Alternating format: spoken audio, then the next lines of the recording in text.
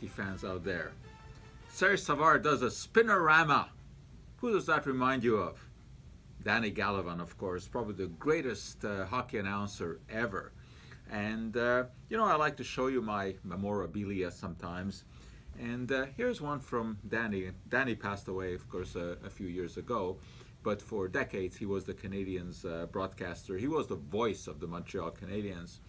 And he used to listen to me on the radio. It says, "I seldom, if ever, miss your program. I'm a vitamin nut." Well, everyone has kind of their skeletons in the closet.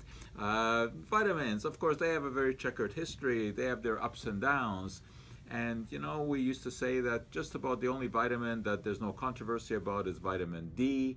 Well, that's not exactly the case either, because the most recent study showed that when people are given high doses of vitamin D, they actually get more fractures than when they take smaller doses. So that study didn't have a placebo group associated with it, so we still don't know whether or not it's worthwhile to take vitamin D to prevent osteoporotic fractures. But that was kind of a surprise, that taking larger doses of vitamin D resulted in more falls and more bones breaking. So anyway, that just reminded me of Danny, and that he was a vitamin nut. It's never good to be a nut about anything. It's good to eat nuts, though, that's for sure.